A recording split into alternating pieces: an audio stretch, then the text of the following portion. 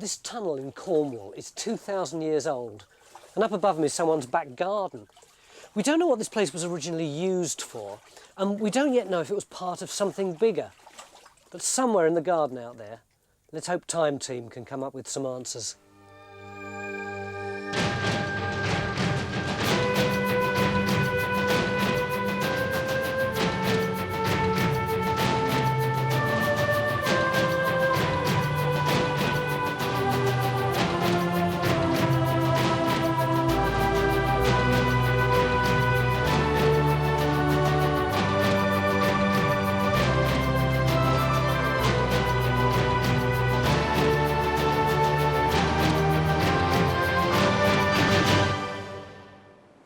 This is a little Cornish garden, higgledy-piggledy garden.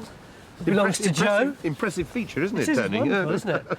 This is Joe whose garden it is, whose Fougou it is. No, Fougou. I know it's spelt F-O-G-O-U, but it's pronounced Fougou. Oh, really? It's all to do with the pursing of the lips, they tell me. And is this a map of it?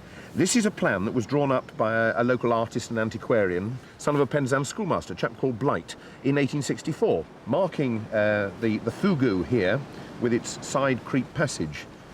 This is the Fougou. That's right. And what are all these little bouldery things? Well, this possibly is the remains of a stone wall, which was part of the Iron Age feature that surrounded this site and was still largely visible in 1864, but may conceivably have been obliterated when the garden was developed and the house built in 1910. It's presumably this high ground up here. That's right. Yes, it would go off sort of in a curve around here, where you can see the sort of bank here. And do we know what this is? No, I always thought that was a stream, but it's the stream is much further down, Yes, so I don't know what that feet. is. Yeah. But do you think that there's actually more to the Fougou than we can actually see now? Yes, there Why? are lots of reasons for that. One is that this little passage here, at the end of it, there's a small doorway. And it's got quite heavy lintels in the shape of a door, and it's plugged with a boulder, so it looks as though this might have carried on further. In the direction of your lawn over there? Yes, over there. And then really the most interesting one is that if you dance about on the lawn and thump, it resonates like a drum, sounds hollow. And indeed it does here, where we're standing. And if you... Yes. It sounds a bit hollow. Yeah. And it looks as though there might be a passage going off in this direction past the house at least 3 times the length of the Fougou. Right the way to the lawn? Yeah. So we have 2 questions to tackle this weekend. Firstly, is there an extension to the Fougou under Joe's garden? Well, the geophysics team have just about finished surveying the lawn, so we shouldn't have long to wait for their first results. And secondly, can we find any evidence of the Iron Age settlement which would normally be associated with the Fougou? Carenza and Stewart will begin by pacing out the length of the Fougou in the hope that they can use Blight's map to find the location of the possible Iron Age wall. The wall itself may have gone, but the bank it would have been built on may still survive. Right, so this must be the end of it, just hit here, underneath the... I'm off. Thanks very much. Keep well off that now. I think there's a hole under there. That's proof, yeah. Right, where are we? I think we're right at the end of this Fougou right, here. So this is where he reckoned this enclosure was coming around. This is what you've just fallen down, I think it is, yeah. That's right. Yes, actually you can see there's the line of it carries on through here, can't we? And this is sort of along the bottom of it here. It's following the contour around, isn't it? Yes. Carenza and Stewart are walking along the ridge of high ground, which is all that's left of the evidence that Blight recorded here with these 2 sketchy lines. If Blight's correct, then the enclosure wall would have continued like this, encircling the Fougou and the Iron Age houses inside. So if we're looking for evidence of the settlement and how it related to the Fougou, then this is effectively our target area. But we do have one restriction this weekend. We can't excavate within this area, as the Fougou is a scheduled ancient monument protected by law. But it shouldn't matter, because if Joe's right, then there could be more of the Fougou waiting to be discovered under his lawn. So where did you do your jumping up and down? Well, there's several places, but it's quite a good one here. Apparently, we're not the only people Joe's invited to stamp on his lawn. Recently, he asked a local dowser to investigate. Now, I thought dowsing was just used for finding water, but in this case, the dowser was able to tell Joe that the Fougou does extend under the lawn. Mick, how do you feel about dowsing? Oh, sceptical, I think, for the honest answer to that. Why? Well, I'd like to know what it is they actually reckon they're picking up. I mean, I know they told me We've had a they've couple of got dowsers water. here, and they've said that there's remnants of a passage or whatever. I think I'd rather look at the geophysics first. Let's have a look at it then. I think we've got some results, have we now, John? Yes, yeah. Right, So see if you can see things just this time. orientate us where we are. 'Cause Yeah, we're actually stood at a point about here. Is this the in the house middle over of the here, lawn. then? The house is at this Yeah. point. This is the resistance data, and this is the whole of the lawned area. Right. So we've got a low resistance anomaly curving through, straight section at the top, and it curves around in this direction, suggestive of maybe a ditch or waterlogged chamber that's now collapsed. But anyway, wet of some sort. Wet, Yeah. certainly, that's the indication. You see that, Joe? It's wonderful. Yes, it's quite stunning. I mean, it corresponds with... So with Joe's permission, our plan of action is to dig a trench at each end of this curve. If what we can see on the geophysics plot actually is an extension to the Fougou, then the theory is that it would run back in this direction to join onto the creep passage, which is approximately where you can just see Robin having a crafty smoke. But what was a structure like this for? Well, even though several have been excavated in the past, the original purpose of a Fougou still remains a bit of a mystery.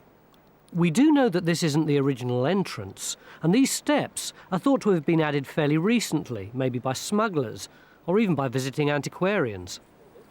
Well, as you might imagine with archaeological sites, there's a lot of theories, but the way we're coming down into it, you can guess that refuge is one of the obvious ones. You know, actually sort of coming away from where the settlement might have been, you know, and it's hidden away underground. Yeah. The other possibility, of course, with some of them is that they actually go under the ramparts and out through the ditch, so they're a sort of escape route. It's a hell of a thing to build for that. I mean, the other possibility that a number of people have raised is that they're actually for storage. You know, that you've got some sort of underground larder sort of thing. I mean, it might send a lot of food rotten, but I know in Ireland they say, well, you know, what about dairy produce, something like that. What about a cult? That's that's favourite, isn't it? yeah, that's the other thing that's been, I think that's been raised more recently, really, and there are a number of things here that suggest that. The roof, certainly, just here, look, has got a stone sticking down, which if you're not aware of it, you can crack your skull on it as you come through. And you know, that might be only people who are, you know, sort of in the know should know about that. Yeah. The other feature is that this has got a sort of side passage in it called a creep. This one's actually got a radon meter in it. Look, but we can go into this. What's a radon meter? Well, a lot of granite areas have this gas called radon that comes out. Yeah.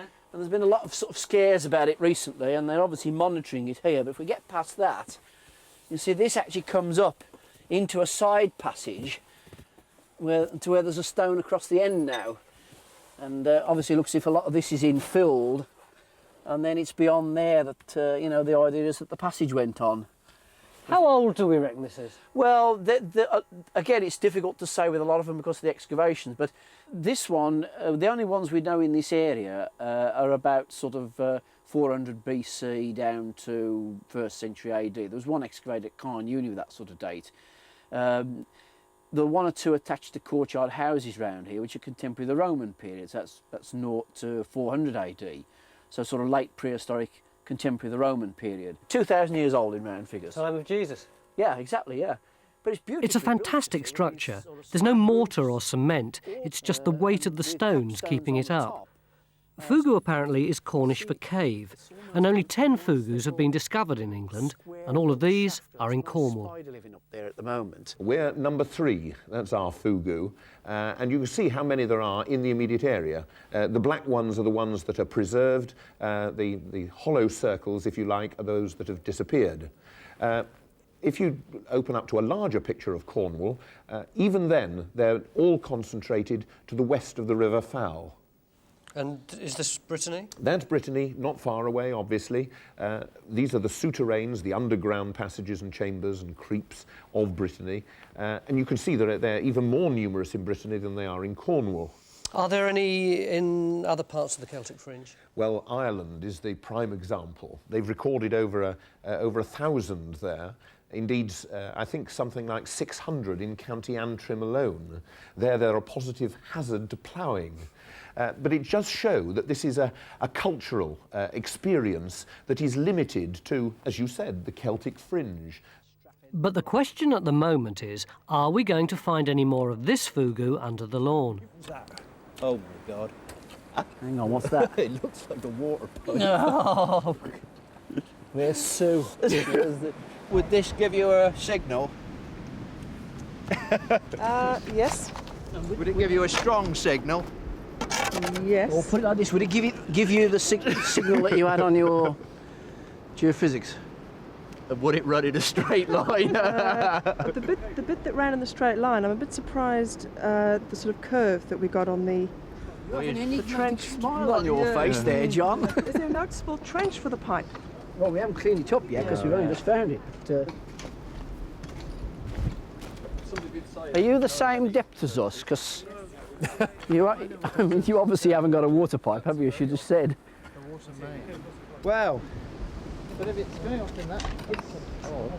There we are. Got it. See it as well, look. And it's bending like the geofish shows, look. oh, ah. Right. Well, I think that's quite good for locating pipes. Yeah. Well, Get a new job, it explains what that is. Do you know anything about this, Joe? Is it sewage pipe, water pipe? It's not sewage, it's too small, but never come across it's it. redundant. I think it connects into an old system that no longer works. What I reckon we've got, when we put the probes in there, the current will flow into the ground and it will just shoot along the pipe.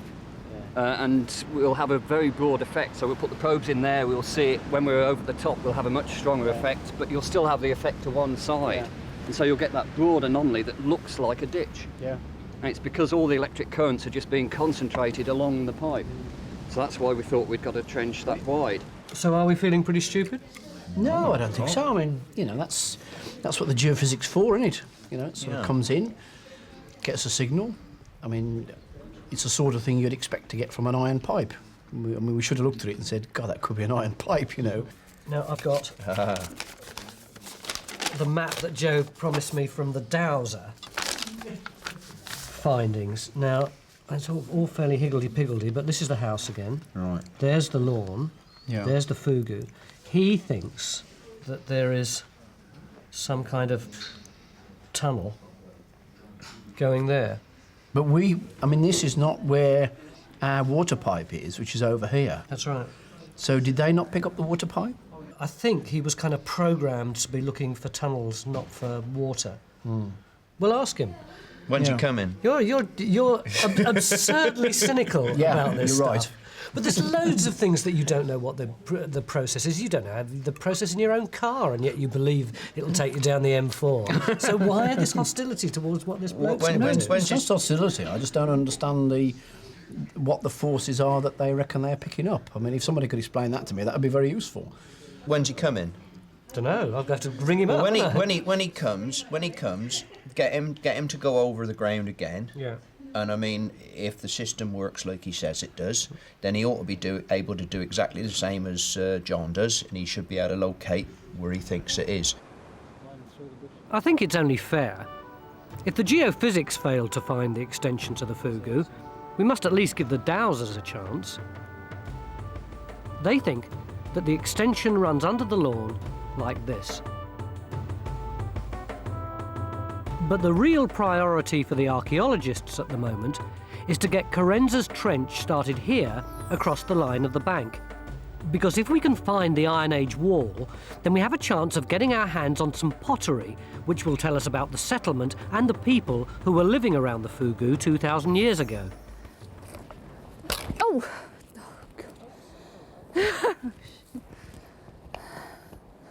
Is this yours? Mick, come here. Watch this. Can you just show Mick what happens when you hit the... Well, it's sort of, it just sort of, if I hold them like that, I can't possibly turn them, Yeah. right? If I go forward here, they start going of their own accord. They have a complete life of their own. It's an extension of something inside. Yeah. A sixth sense, if you like. I told you it was scientific. Yeah, well, that's interesting, that. I mean, I just... I think Mick's going to need a little bit more convincing. But he is prepared to allow us to take some labour from his scientific trenches to dig our first New Age trench. As far as the other two trenches on the lawn are concerned, Trench 1 is more or less finished.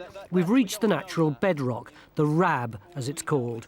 But as County Archaeologist Nick Johnson is pointing out, Trench 2 will need to be extended because these stones may be the remains of a wall connected with the Iron Age enclosure. Meanwhile, I'm keen to try my hand at dowsing. Just keep what you're thinking in your mind.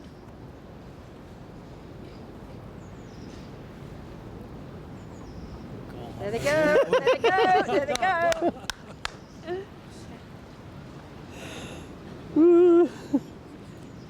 Scary stuff.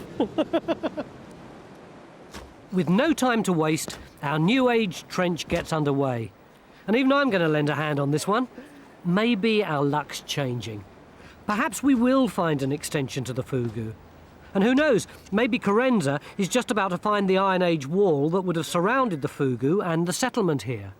But what would that settlement have looked like? This is Chun Castle. It's a big sort of fortified settlement. It's one example of what there could have been here. I mean, personally, I just don't think there's enough space for anything like that. I tend to agree with you, but I mean, like this, I've got a quote that refers to 3 ditches, actually. A chap called Tonkin in 1702 mentions the site here as on top of a hill within a large triple entrenchment surmounting a hole which leads to a vault, which of course has to be the Fougou. I don't know, I'm still not convinced by that. It's the right date, but it's the wrong structure. It's the wrong type too of elaborate. site. It's not a defensible sort of situation either, really. No. I mean, personally, I think my money's probably on this. This is a sort of simpler enclosed settlement, just one bank and ditch around it. They can be quite varying size, these banks and ditches. A few cattle byres. Yeah. It's a farmstead that's been made defensible, and where you find Fougous associated with these sorts of settlements, then you find that the Fougou tends to go underneath the rampart and exits into the ditch. If it is an enclosed settlement we're looking at, then this is more likely to be what it's going to be. Sure. The last And the right possibility, Joe, is that the other sort of settlement we get is these courtyard houses. Mm-hmm. These are much later, aren't they, Nick? These are Romano-British, so they're 1st century AD. But you do find Fougous with courtyard houses, although the Fougous were associated with earlier settlements and simply have existed right the way through. An existing site's been adapted in a later manner. There isn't really space, again, on the site for several of these, which are 25-30 metres across within an enclosure. So this is a picture of the type of settlement we're hoping to find evidence of in Carenza's trench. But what about the extension to the Fougou? What chance do we have of finding that? Well, the Dowser's trench isn't looking too promising. We're not going to give up with it, but at the moment it's looking remarkably like the other 2 trenches on this lawn. In other words, devoid of any kind of finds at all. In fact, all the graphics team have had to work on this afternoon is this, which is based on a bit of 1950s flower pot found by Carenza, who's prepared to say it might have housed geraniums. Thank you, Carenza. So, end of day 1, and really it's only Carenza's trench across the bank which is showing any kind of promise. Beneath that power cable, we've discovered stones here that could be fallen rubble from the Iron Age wall, but we have to extend this trench tomorrow to find out. Mick, you're advocating that we should dig some more excavation trenches. Yeah. I mean, what do you call them? Exploratory trenches? Evaluation, that's the word. Yeah. Is this just blind panic? No, it isn't. I mean, we're talking to Nick about this. I mean, if this enclosure that's shown on the early maps was around, an Iron Age settlement site or whatever, then it's extraordinary that when they built the house, they planed everything off, which is what our 3 trenches seem to indicate, and presumably then brought other soil in, which is clean. Where's the soil on the top of the hill gone? Did it go over the edge? It may be that the only archaeology actually survives around the rim, in fact. But I think the strategy, I mean, Tony's querying saying we're panicking. I don't feel We the least always bit panicky. panic at this point in the Well, I don't week. feel And alcohol panic. will cure that later this Well, evening yes, anyway. I mean, normally we've had some reinforcement by now, but I mean, it seemed to me that, you know, this is how you set about a thing like this. You put your evaluation trenches in, you know, to try and work it out. We've still got 2 more days yet, remember. OK, so this is the end of day one. Mick's not panicking. Carenza is, but she says she always does at this time. The geophys people have gone to another Fougou down the road, so maybe they'll come They up know with something something we tomorrow. don't. Please, I hope so. See you after the break.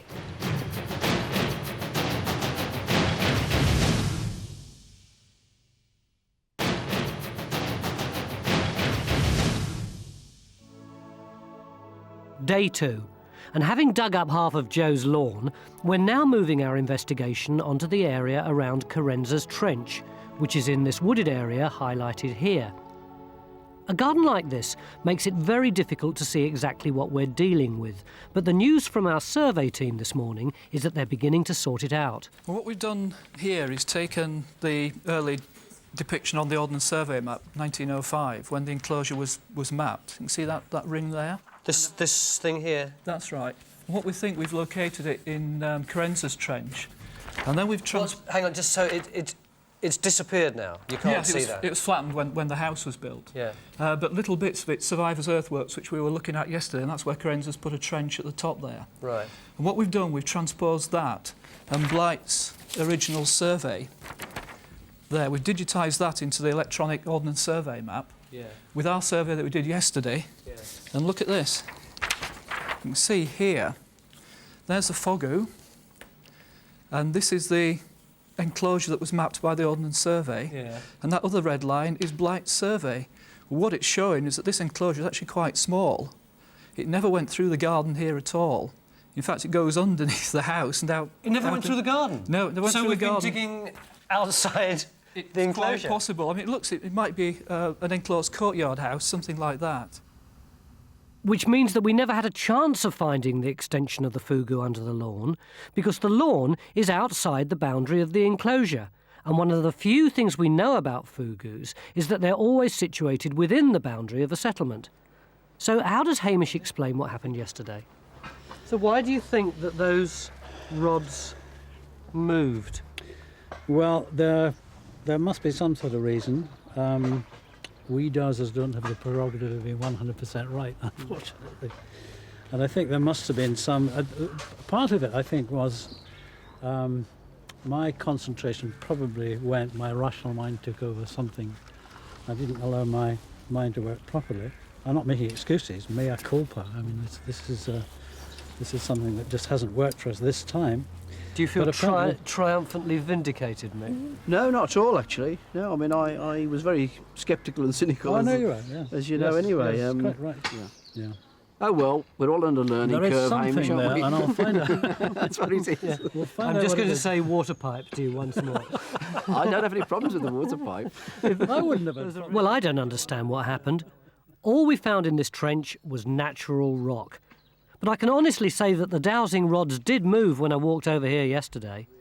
But the most important task now is to widen our search around Carenza's Trench. So in addition to extending this excavation, we've also started another one closer to the Fougou, which is already revealing interesting large stones and could be a sign that this part of the garden wasn't disturbed by the building of the house in 1910. With Joe's permission, we'd also like to dig one more trench to confirm that the boundary of the enclosure follows the line suggested by our survey team, who are now busy adding the Fougou accurately to our map. Why would you have a big tunnel that's really... There's been an awful lot of work put into it, hasn't there? Yeah. Round a little Well, it would have been enclosure. earlier. Fougous are earlier than the courtyard house. Yeah. The courtyard house would have been built on top of it. So they might well not have... They wouldn't have been used. But they did this it would have been built first. They did this at Carnuni, didn't they? I mean, the very elaborate Fougou there has a courtyard house on the top of it. Yeah. But I mean, it's much more, as I understand it, like the Irish examples. You know, we basically got a tunnel under a house for storage or whatever. But it would have been 400 or 500 years later. Could have been, easily. So from our point of view, essentially, yesterday we were digging in the wrong place. Well, you were. You weren't. Yours was the only trench that wasn't in the wrong place. But you remember the reason we went there? The current thinking is that the smaller enclosure might contain a courtyard house. Now, if you remember Victor's drawing from yesterday, a courtyard house looks like this and dates to round about the 1st century BC. Hey, Tony. This is Phil. Over. Hello, yeah? I think we've actually broken our duck. I've got a piece of pottery. Over. Fantastic.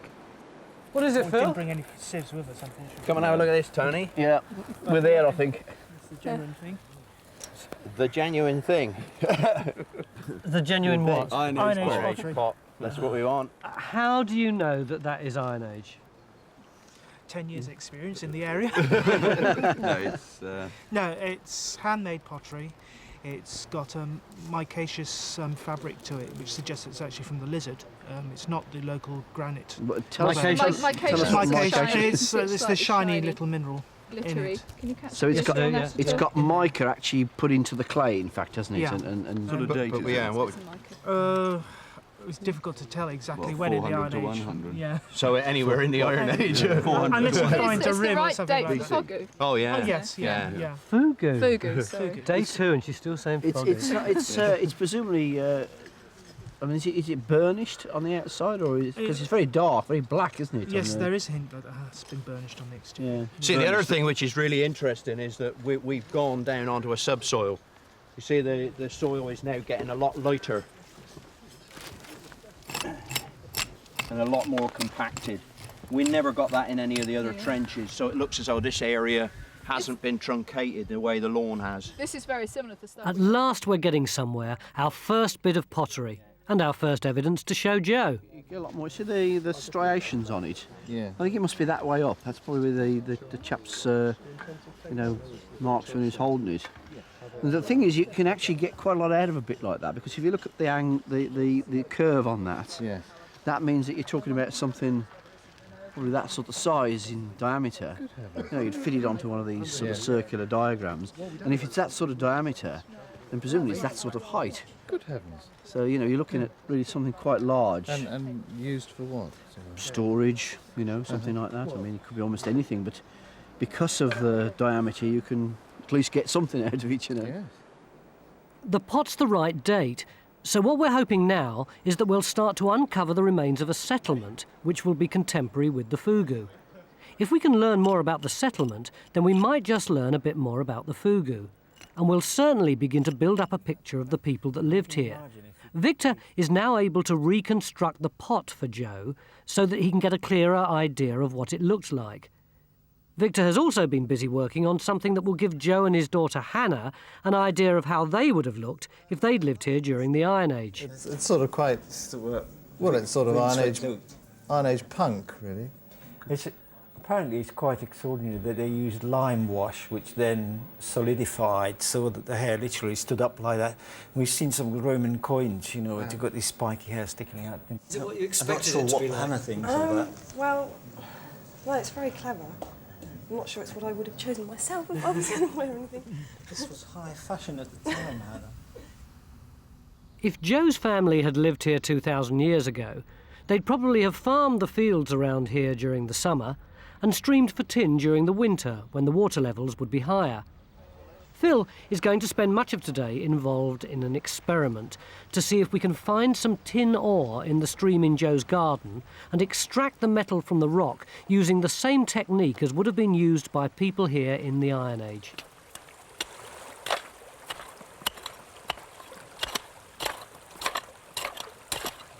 Do you want me to hold the pan underneath the rocks here and you can shovel it straight in? Yeah, that's a good idea. I'll chuck the big ones out, 'cause we're not going to get any big ones like Right. that. It's sort of gritty stuff we're really after. Oh, So it'll be really, really small pieces then, will it? Yeah, I would be surprised if we got anything bigger than sand. Tin was a valuable commodity because it was needed for making bronze, which continued to be in demand long after the Bronze Age. So in fact, your ore then is just going to sink to the bottom. Is that the idea? That's right. I see. As you suspend it, the heavy particles sink rapidly. Right. And the lighter particles take a bit longer. And the stones just drop out? Yeah, I'm sort of doing two actions, really. One is continually stratifying, and the other is sort of gently washing over the light material over the front end. You're not losing any ore out of it at the same time? Could be. You never get 100% separation. I'll transfer to that little black pan, which is a bit more supple. And swoosh it back, make sure we're not going to lose anything. So this is the moment of truth. Yeah, you can see all the light-coloured rocks, which are light in weight as well. Right. Going over the front end of the So pan. the ore is a black rock, is it? Dark in general. You've got some tin there, Phil. But is this stuff right here? Just up in the head there. This is what all the heaviest material is. And there's one or two. They've actually got some reasonably sized pieces in there as well. What? That, yeah.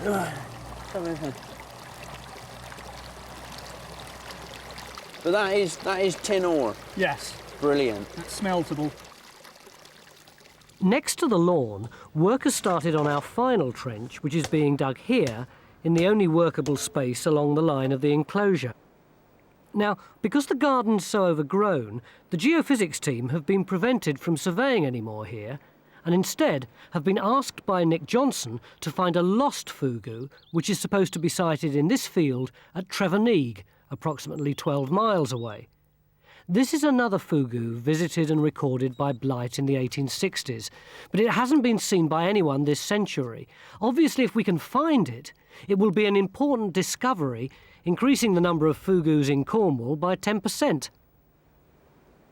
Meanwhile, back at our industrial site, Simon Timberlake is called in to help with the next part of the experiment.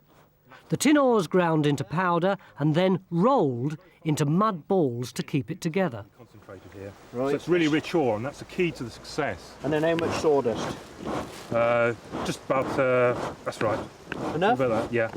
Remember that tin smelts about 1,000 degrees centigrade, and we want to get the whole furnace really, really hot before we put the charge in.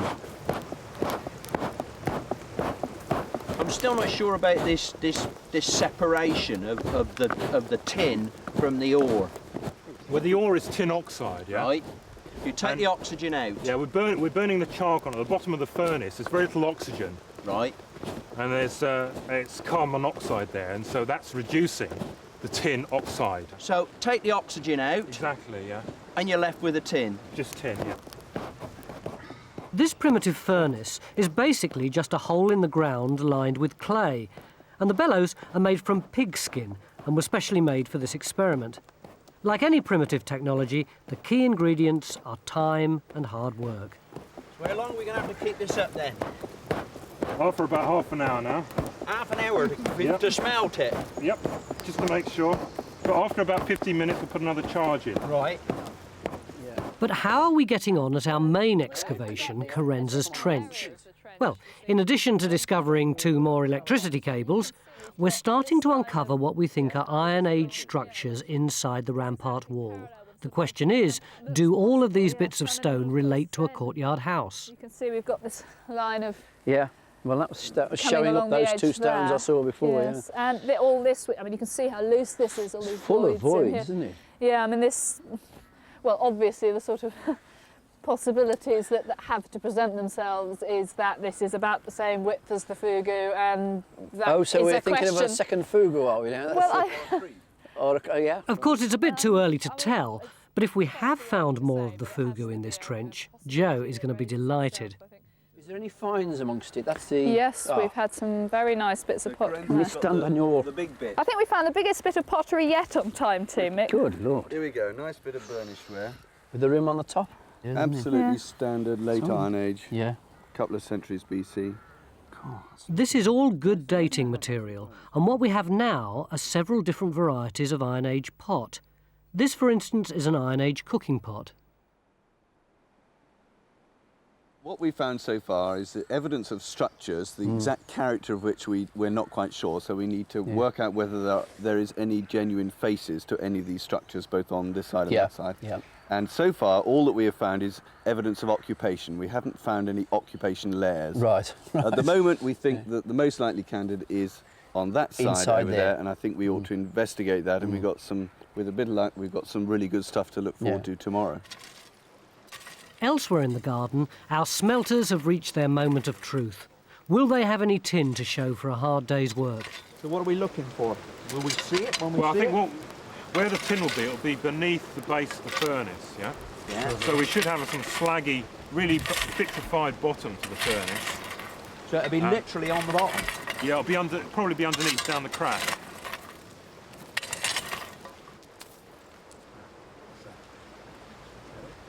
Ah, yes. That's it.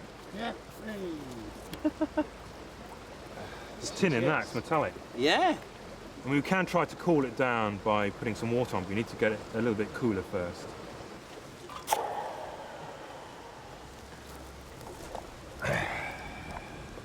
Ah, look, oh, what? Can you see the tin? Brilliant. Yeah.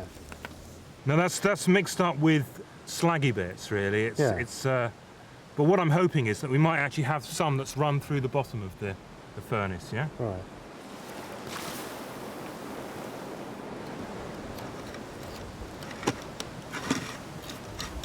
There.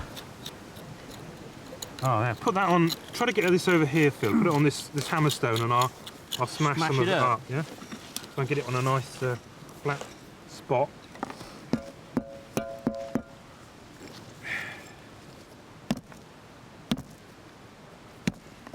Oh yes. Yeah. Oh, look at that. Oh, you got a lovely bit of tin there. Oh, brilliant. You got a little tin. Oh, there we are. Amazing. Look. Do that with your penknife, Phil. Got a nice bit of tin in there. Like Christmas, isn't it, eh? You remember what I said, that it would go through the cracks. Look at it, and there's some more bits there, look. Yeah, it'll go through the cracks and it will cool underneath the base of the furnace. That's where it cools when it goes. It's a lovely bit, isn't it? Isn't that nice? Brilliant. So end of day 2, and it seems that everything we've attempted today has gone incredibly well. We have our tin, we seem to be unearthing the settlement, we may even have found more of the Fougou for Joe. Tonight, with the wine flowing, it seems like there's no question we can't tackle. Well, maybe one. I mean, have you developed a personal opinion as to what you think it was originally built for? I think they're it's really lovely to see them they're wriggle. fridges. Right, because by the time we Stop trying to influence him. I think they're for some ritual purpose, of which I don't know. I have no problem with them being used as refuges and stores. At the same time, I don't think that a refuge and a store require that sort of structure in the first place. We've been talking for long enough. I think everybody on Time Team would like to say a big thank you to our good hosts for an excellent meal. And I'd ask you all to charge your glasses. Here's to tomorrow. Tomorrow.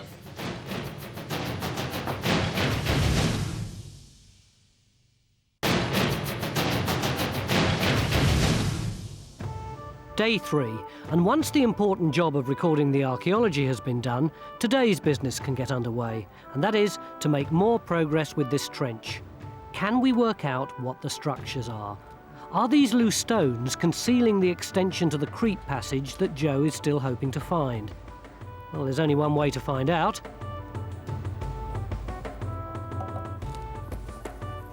More a matter of taking them sequentially more than anything else. Yeah, it's like that kids game when you have straws in a pile. You have to pick them up without dislodging the one below. Meanwhile, out at Treverneeg, the geophysics team are on the hunt for the lost Fougou.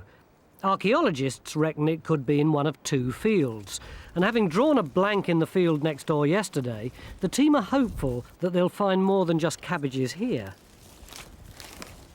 What do you think of that then, Tony? I bet you think that's a small piece of tin for a day's work, don't you? Would it have taken the Iron Age people that long to make this little blob? Oh, you bet. Yeah, there's a lot of work gone into that. Why are we concentrating so much on tin? As far as I understand it, you've got the Bronze Age and then the Iron Age, and this settlement is part of the Iron Age. So where does tin fit in? But that just, it's a matter that they've actually started to work iron. It doesn't mean to say they stopped working bronze, or making bronze. That is a constituent part of bronze, so you mix that with copper to make your bronze. So as you went into the Iron Age, they were still making bronze. It just carried on. So in the same way that in the 20th century we got plastic, but that didn't mean that suddenly metal became redundant. That's about it. So do you think that our settlement might be here because there were tin deposits nearby? I think tin was probably exploited by the people here, but I think well, this particular site is probably more than just a farming site. But you're never very far from tin. You don't have, in West Penwith, you don't have to site your settlement specifically for tin because it's all around you. We may not be finding bronze in our trenches, but both excavations are turning up fantastic finds.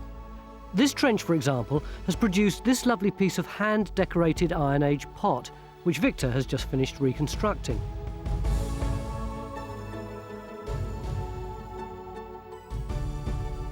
In Carenza's trench, progress is being made slowly removing the loose stones, but the possibility of finding the extension is now beginning to look less likely. So, could be all that loose stuff was infill for the path here. Yeah, I mean, we really got to get some other edges to it now. You just don't know about this other side. So no extension to the Fougou for Joe here, but we are now beginning to get a better understanding of the various Iron Age structures in this trench. Here's Carenza's original trench with the bits of stone found on day one. This rubble fell downhill from where the wall actually stood, which is where Carenza is now working. And at the far side of the trench, we think we're now beginning to find the remains of an Iron Age house. Oh, isn't this fascinating? Oh, that's like that big stuff we had yesterday, isn't it? With the grits in it. That's it. Yeah, that's come out of the rubble. Storage jars, yeah. Well, that's the first bit we've had out of there. Yeah. That's quite exciting. There's some more there. Yeah. How about that? Yeah, look at that then. Difficult to see when it's dirty like that, isn't it? And the soil's dirty. Pottery, look.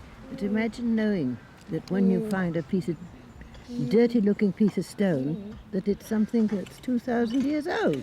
Well, Joe's neighbours are clearly impressed, but what's important from our point of view is that all the pottery we're finding is too early to be associated with a courtyard house like this. Which means we're back to our first theory that our settlement looked more like this. And if we're right, we'll have made the rare discovery of an Iron Age settlement that's contemporary with a Fougou, hopefully getting us a step nearer to finding out why the people who lived here built Fougous in the first place. What do you think it was used for then? Underground swimming pool or to hide. To hide in it, yeah. We now have the geophysics results from Trevor Neig. Has John finally got something to smile about? Here we come. How are we doing then, John? Pretty good timing. Yeah. Oh, crikey. That's true. Do you think Tony will believe it? Yeah, no, he won't. I think it's a pipe trench. Yeah, I mean... That's brilliant, isn't it? Just what we expected.